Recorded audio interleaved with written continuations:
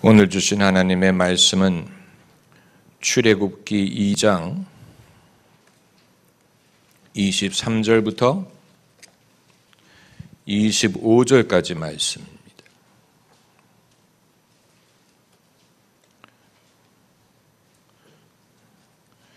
출애굽기 2장 23절부터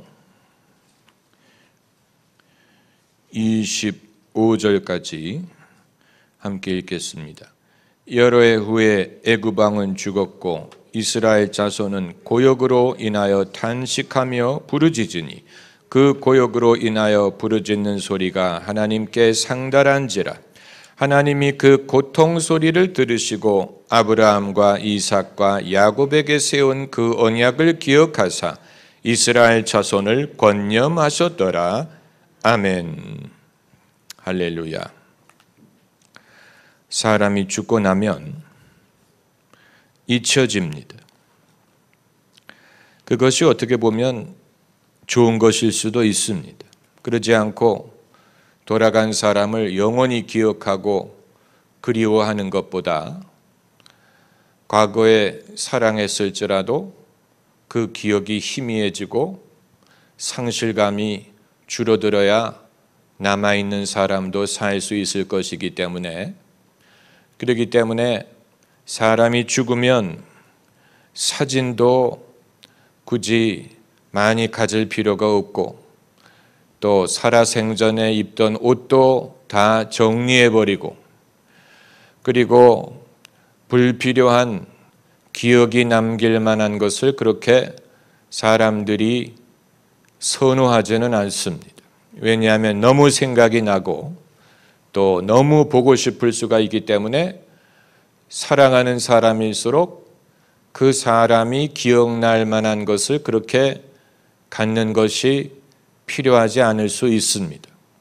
다만 세월이 많이 지난 후에는 추억이 되고 또 조금이라도 흔적이 있기를 바라지요. 그렇지 않습니까?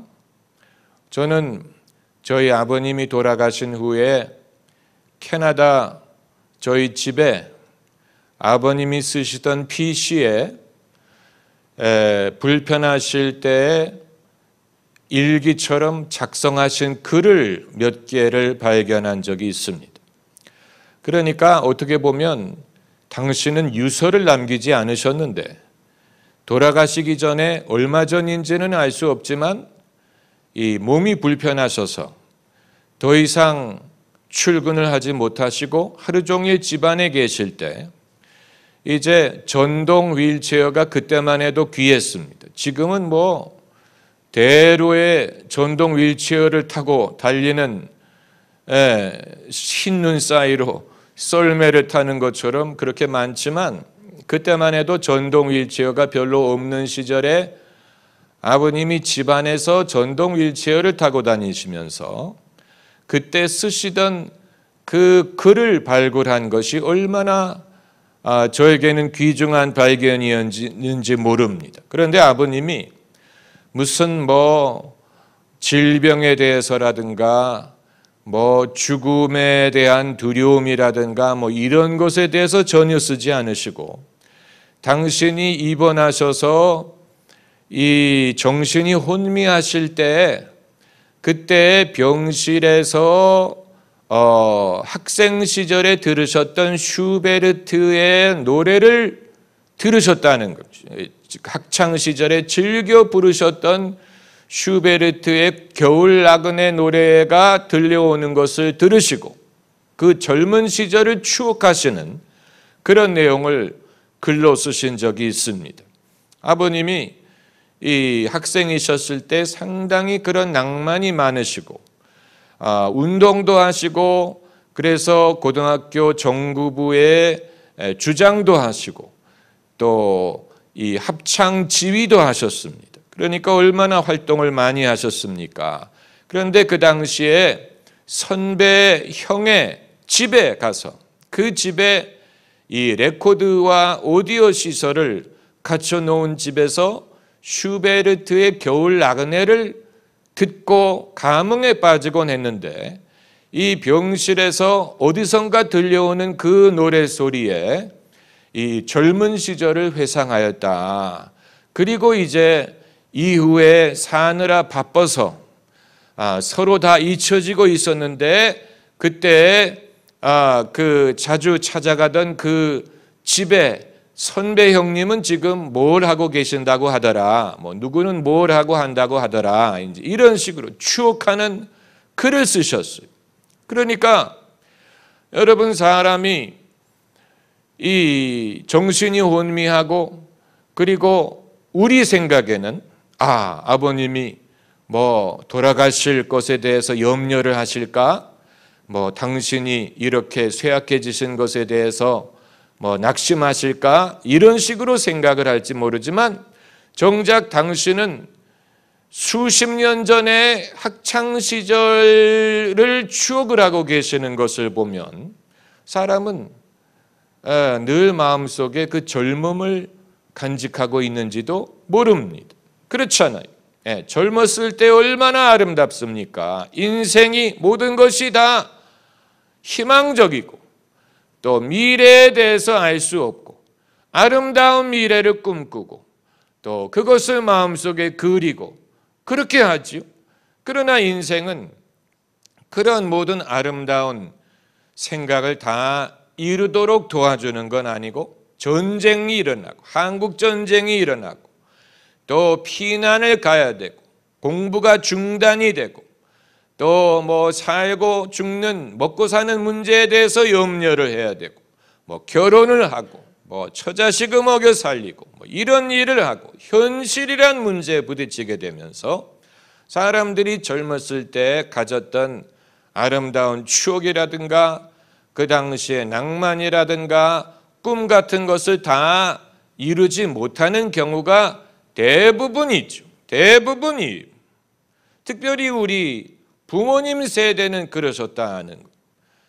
그래서 부모님 세대가 그 자식들을 더 고생을 면하게 하기 위해서 더 열심히 키우셨는지도 모릅니다. 왜냐하면 당신들이 이루지 못했던 그 꿈을 또 당신들이 겪을 수밖에 없었던 시련을 후손들은 면하게 해주기 위해서 우리는 그렇게 고생을 했지만 너희는 나와 같이 말고 좀 꿈도 이루고 낭만을 이루고 더 아름다운 삶을 살아야 되지 않겠느냐, 이런 소원을 갖고 있지 않다면 그것은 부모가 아닐 것입니다.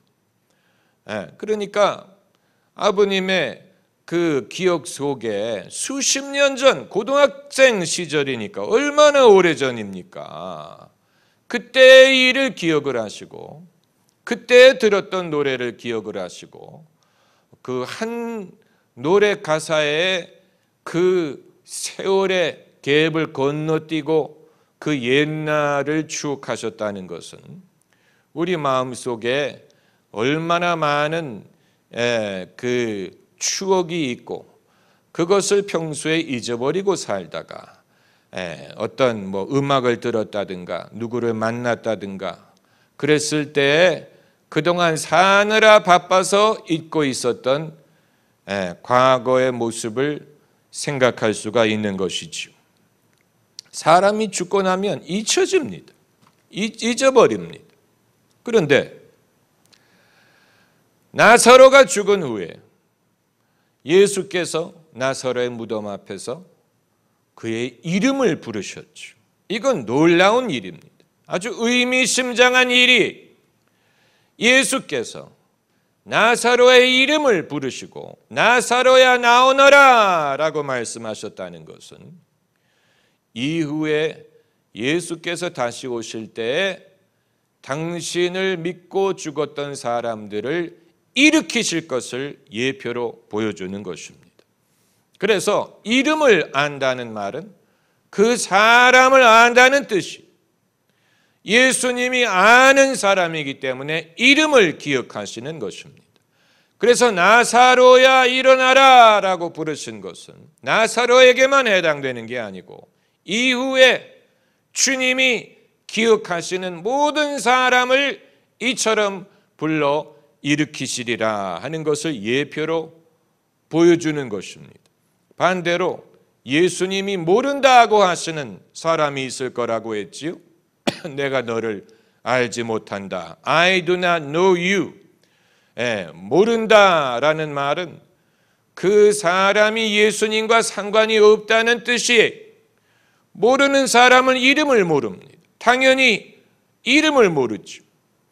모르는 사람은 일으키지 않을 것입니다. 그러나 아는 사람은 그 사람의 이름을 기억을 하고 이름을 부른다는 얘기입니다. 물론 무슨 김아무개야 이렇게 부르시지는 않을 거예요. 그건 우리 부모님이 지어주신 이름이고 사는 동안에 불리는 이름이지 영원히 무슨 김아무개, 박아무개로 기억되리라고는 생각하지 않습니다. 그렇잖아요? 여러분 중에 여러분의 이름을 영원토록 간직할 정도로 내 이름이 마음에 든다 하는 분 한번 손들어 보세요. 계명하고 싶은 사람들이 많을 거예요. 계명하는 사람들 많아요. 부모님이 지어준 이름이 좀 촌스럽다고 생각을 하고 그래서 주민등록상의 이름과는 다른 좀 유행에 맞는 이름으로 나를 불러달라 이런 사람들이 있는 것을 보면 주님이 우리를 부르실 그 이름은 주민등록상의 이름은 아닐 것이고 그럼에도 우리가 그것을 들었을 때 나사로처럼 주님이 부르셨더니 나사로가 일어날 수 있는 주님이 부르실 때에 부름받은 사람이 듣고 일어날 수 있는 그 이름이 과연 무엇일까? 이건 우리의 상상에 맡기는 것입니다. 주님이 나를 뭐라고 부르시면 내가 알아들을까? 주님이 어떤 이름을 부르시면 그것이 효험이 있어서 죽었던 내가 일어설 수 있을까? 그건 이제 영적인 범위에 속한 것이기 때문에 우리가 이 세상에 사는 동안에는 아직 알지 못할 것입니다. 그런데 성경을 보면 하나님께서 아브라함과 이삭과 야곱의 이름을 기억하셨다는 것은 대단한 일입니다. 이 세상의 그 많은 사람들 중에 오늘 본문에서도 하나님이 그 고통 소리를 들으시고 아브라함과 이삭과 야곱에게 세운 그 언약을 기억하사 그 이름을 기억하셨으니까 언약을 기억하셨을 게 아닙니까? 이 세 명을 기억하셨어요. 대단한 일이. 그런데 이 세 사람의 이름만을 기억하신 게 아니고 그들의 믿음을 기억하셨습니다. 이게 오늘 말씀드리고자 하는 것입니다. 사람은 죽어서, 호랑이는 죽어서 가죽을 남기고 사람은 죽어서 이름을 남긴다고 했지만 기독교인은 죽더라도 믿음을 남겨야 됩니다. 믿음을 남겨야 됩니다. 그 말은 무슨 말이냐? 우리의 믿음은 우리보다도 수명이 길어요. 사람은 죽더라도 그 믿음은 여전히 남아서 역사합니다. 우리의 믿음은 우리가 죽으면 끝나는 게 아니에요. 사람이 죽은 후에도 여전히 그 믿음이 역사합니다. 히브리서에 아벨은 죽었으나 그 믿음으로 도리어 말하는도다. 아벨은 죽었는데 그 믿음은 여전히 역사하고 있다는 얘기. 여러분은 무엇을 남기기를 원하십니까? 우리는 흔히 열매를 남긴다고 생각들을 하지요. 열매를 남기는 거야. 그 사람의 수고의 열매, 사역의 열매를 남기는 거야. 거기에도 성경적인 근거가 있습니다.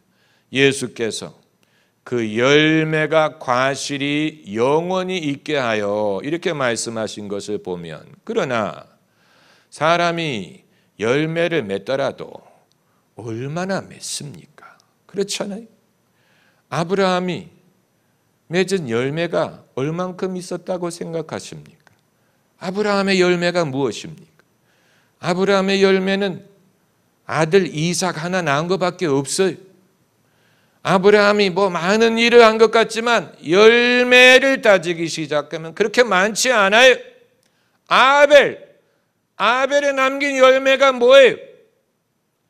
그의 예물을 하나님이 받아주신 것뿐. 그리고 죽었어요. 가인이 죽였기 때문에 죽었어요. 그렇기 때문에 아벨이 남긴 열매를 말하자면 딱히 말할 게 그렇게 많지 않아요. 이삭이 사는 동안에 맺은 열매가 무엇일 것 같습니까? 우물 판 것, 그리고 야곱을 축복한 것, 그 이외에는 성경이 별로 말하고 있지 않아요.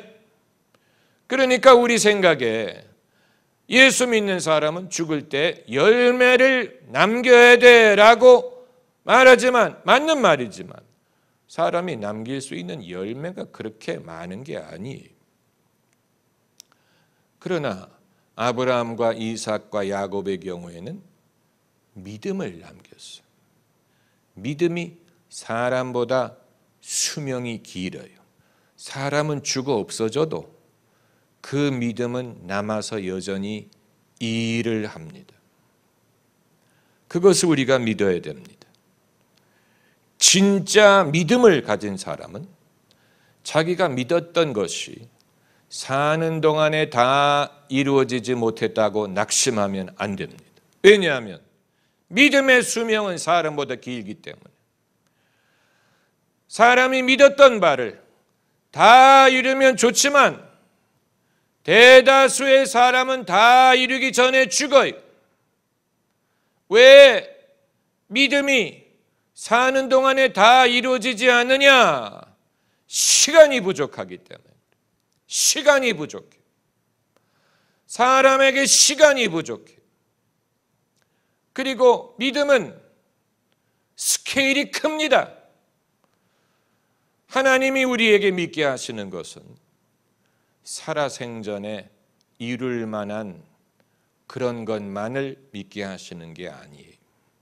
더 원대한 것을 믿게 하십니다. 그렇기 때문에 아브라함에게 장차 하늘의 별처럼 많은 자손을 주리라 하셨지만 아브라함은 그것을 보지 못하고 죽었어요. 또 이 땅을 너와 내 후손에게 영영히 주리라 말씀하셨지만 믿었지요. 그러나 그것을 경험하지 못하고 죽었어요. 왜 그렇습니까? 믿음이 부족해서 그런 게 아니에요. 우리로 믿게 하시는 일들은 더 많은 시간이 필요하기 때문에 우리가 사는 동안에 그것을 다 이루지 못하는 경우가 많습니다. 모세도 그렇죠. 모세는 이스라엘이 가나안 땅에 들어갈 것을 믿었죠. 그것을 가르쳤어요. 그러나 모세가 사는 동안에 가나안 땅에 들어가지 못했어요. 하나님의 일은 우리의 인생으로 커버할 수 없을 만큼 더 원대하고 장구한 것입니다. 그것을 우리가 믿어야 됩니다. 우리는 시간이 충분하지 않아요. 사도 바울은 스페인까지 복음을 전하려고 했지만 스페인을 가지 못하고 죽었어요. 순교했죠. 사람에게 주어진 시간은 그가 갖고 있는 믿음을 다 이루기에는 충분하지 못할 때가 많아요. 그렇다고 그 믿음이 헛됐다는 얘기가 아니에요. 사람은 죽어도 믿음은 살아서 여전히 일합니다.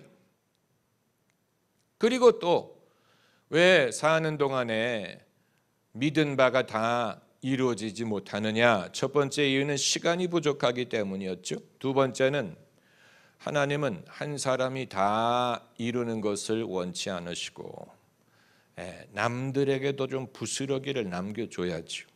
그러니까 모세가 이스라엘 백성을 애굽에서 건져냈는데 가나안에 들어가는 것까지 하게 되면 한 사람이 너무 많은 비중을 차지하잖아요. 그래서 가나안 땅에 들어가는 것은 누가 맡게 하셨습니까? 여호수아에게도 활약할 기회를 줘야죠. 한 사람이 다 하는 것을 하나님은 원치 않으시고, 다윗이 예루살렘의 성전 짓기를 원했지만 하나님은 그것을 허락하지 않으시고 누구의 시대에 이루어지게 했습니까?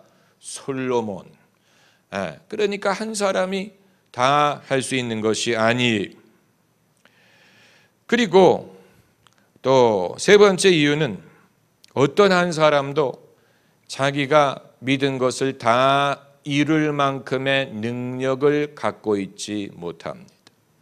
그러니까 그 말은 능력이 부족하다는 말로 해석할 수도 있지만, 사람의 믿음이 자기의 능력만큼, 능력의 규모만큼 믿는 것이 아니라는 것을 보여주는 것입니다. 그러니까 내 능력 밖의 것을 믿게 하신다는 얘기, 내 힘으로 다 할 수 없는 것까지도 믿게 하신다는 얘기,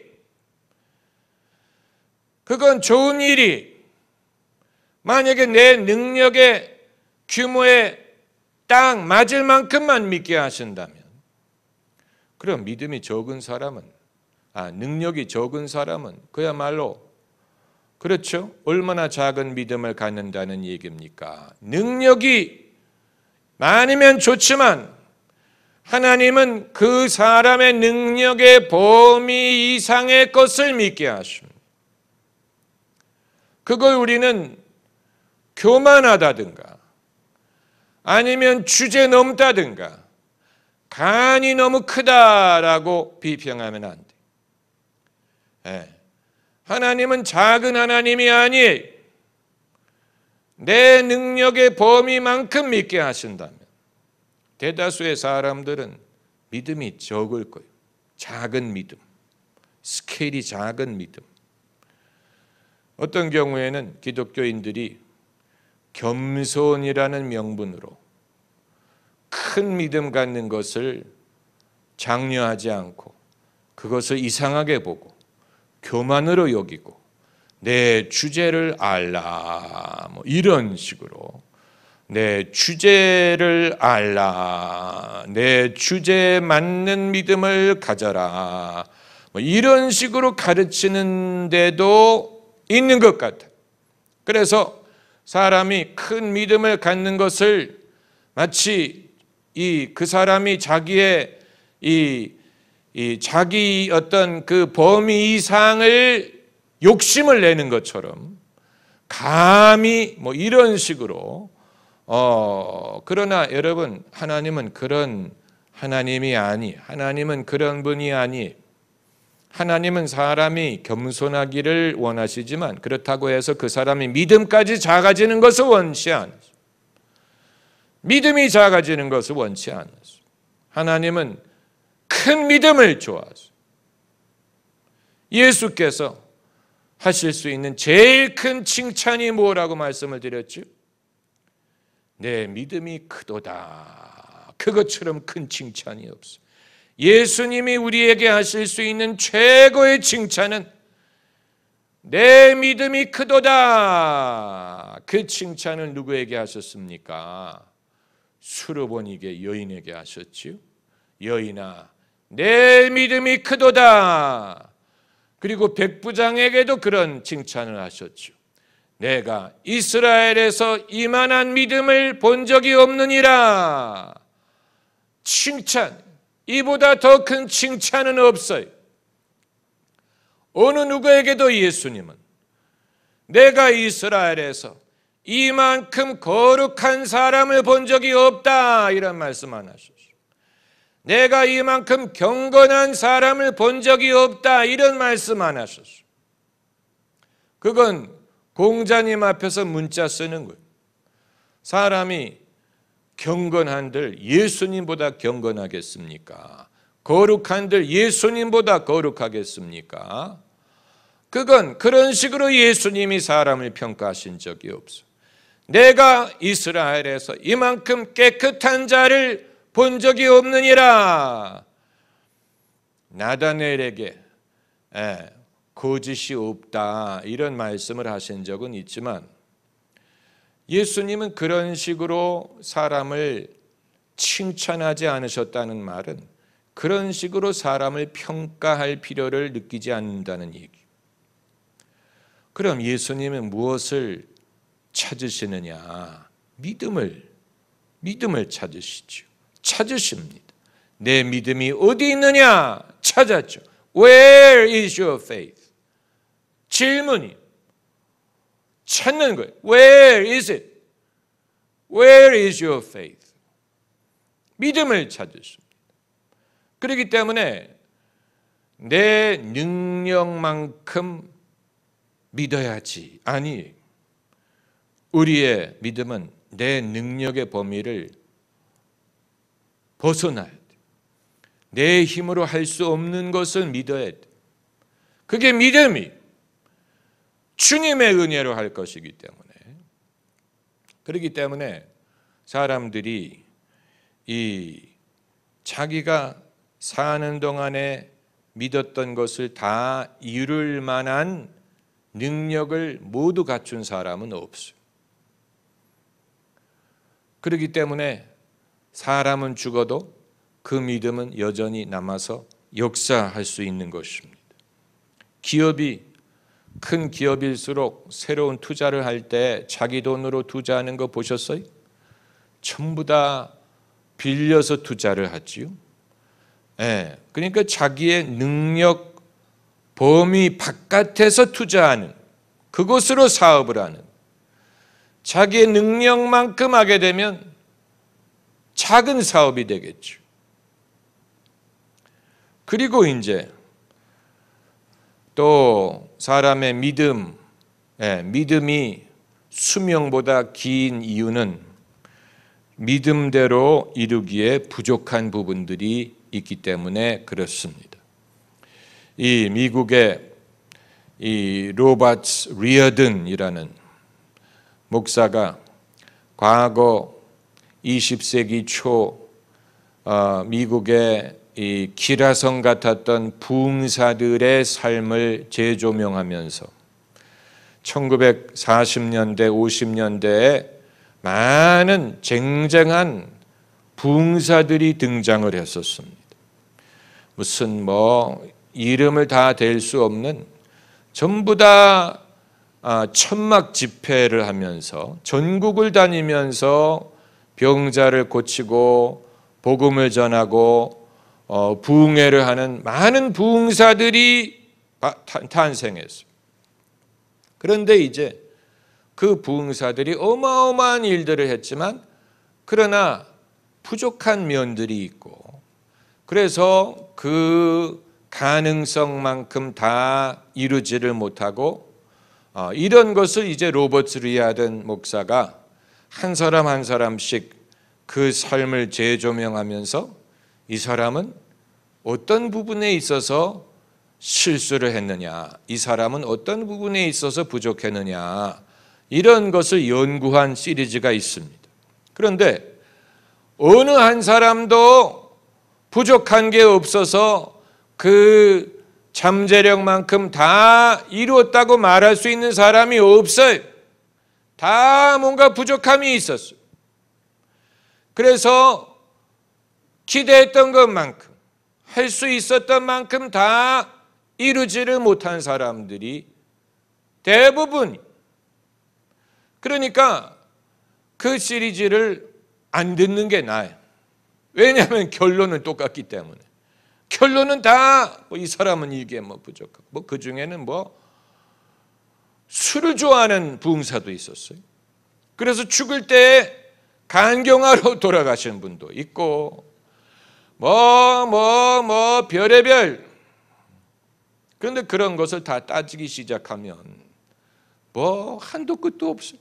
이 로버트 리어든 목사도 그렇게 그 시리즈를 하다가 본인도 자취를 감추고 참 아쉬운 일이 있지요. 그러니까 이 모세가 무리바의 물가에서 화를 내는 바람에 반석을 지팡이로 때리는 바람에 하나님이 가나안 땅에 들어가지 못하게 하셨다. 성경이 그렇게 말하고 있기 때문에 우리는 그렇게 믿을 수밖에 없지만 지팡이로 한번 때렸기로소니 그것 때문에 가나안 땅에 못 들어가면 하나님 너무 하시는 것 아닙니까? 이런 식으로 생각이 될 부분도 있습니다. 도대체 그게 모세에게 그렇게 큰 실수였다고 말할 수 있느냐? 또 다윗이 성전을 짓지 못하게 하신 이유가 뭐였습니까? 피를 너무 많이 흘렸다 하는 것인데, 아니 피를 흘리게 한 분이 하나님이잖아요. 하나님이 도와서 골리앗과 싸워 이긴 것 아닙니까? 하나님이 함께 하셔서 전쟁에서 승리한 것이 아닙니까? 그러니까 하나님이 다윗을 그런 용맹한 용사가 되게 하셨는데 이제 와서 피를 너무 많이 흘려서 성전을 짓지 못한다. 그러니까 하나님이 그렇게 정하셨으니까 뭐라고 말할 수는 없지만, 그런 식으로 생각하면 성전을 지을 사람이 누가 있고, 솔로몬의 시대에 성전을 짓기는 했지만 솔로몬이 더 허물이 많았단 말이에요. 다윗보다도 더 허물이 많고 더 오버를 많이 하고 더 허영이 많고 더 사치가 많고 그러다 보니까, 그러니까 하나님께서는 이 당신이 정하신 부분에 있어서 외적으로 나타내시는 이유와 실제 이유를 우리가 다 알 수 없을 것입니다. 다 알 수 없어요. 그런데 이제 중요한 것은 오늘 본문을 보면 하나님이 아브라함과 이삭과 야곱의 이름을 기억하신 것뿐만이 아니고 그들의 믿음을 기억하신 것뿐만이 아니고 무엇을 기억하셨습니까? 그들에게 세운 언약을 기억하사. 이게 진짜예요. 이게 진짜 믿음의 사람의 모습. 진짜 믿음의 사람은 하나님이 그 사람을 기억하는 것뿐만이 아니고 그들의 믿음이나 기도를 기억하는 것뿐만이 아니고 그들에게 세운 언약까지 기억하죠. 이게 진짜 믿음의 사람의 모습. 성경에 그런 사람들이 있어요. 노아에게 하나님이 언약을 하셨지요. 내가 다시는 물로 땅을 심판하지 아니하리라. 노아에게 약속하시고 그 언약의 징표로 무엇을 보여주셨습니까? 무지개를 보여주셨죠. 또 다윗과도 언약을 하셨습니다. 그래서 너의 몸에서 날 자가 영원히 이 임금의 자리가 끊어지지 아니하리라. 그건 메시아적인 약속. 그러니까 다윗의 혈통에서 메시아가 탄생하게 하리라고 약속하신, 다윗에게 언약을 하신, 그것뿐만이 아니고 아브라함과 이삭과 야곱에게 언약을 하시고, 그리고 신약 성경에서는 가장 중요하게 누구와 언약을 하셨습니까? 예수님과 언약을 맺으셨죠. 예수님이 당신의 피로 새 언약을 세우셨어요. 그 새 언약을 뭐라고 불러요? 신약이라고. 그래서 신약이라고 부르는, 예수님이 당신의 피로 하나님과 세우신 언약이, 사람이 예수님을 믿으면 하나님이 그 언약을 기억하셔서 그 사람을 의롭다 하시고 그 사람의 기도를 들으시는 거예요. 그 사람이 위대해서가 아니에요. 예수님과 맺으신 언약을 기억하시기 때문에, 우리가 예수님의 이름으로 기도하는 이유는 예수님이 그 언약을 기억하시게 하기 위해서, 우리가 예수님의 이름으로 모이는 이유도 예수님에게 맺은 언약을 기억하시게 하기 위해서 우리가 예수님의 이름으로 무엇을 하는 이유는 예수님과 맺으신 언약을 기억하게 하시기 위한 것입니다. 하나님은 기억하셔야 일하십니다. 오늘 본문에서도 고통 소리를 들으시고 아브라함과 이삭과 야곱에게 세운 그 언약을 기억하사 이스라엘 자손을 권념하셨더라. 하나님은 기억을 하셔야 돼요. 아무거나 기억하시는 게 아니에요. 당신이 세우신 언약을 기억하시오. 그 말은 잊어버릴 뻔했다라는 뜻이 아니고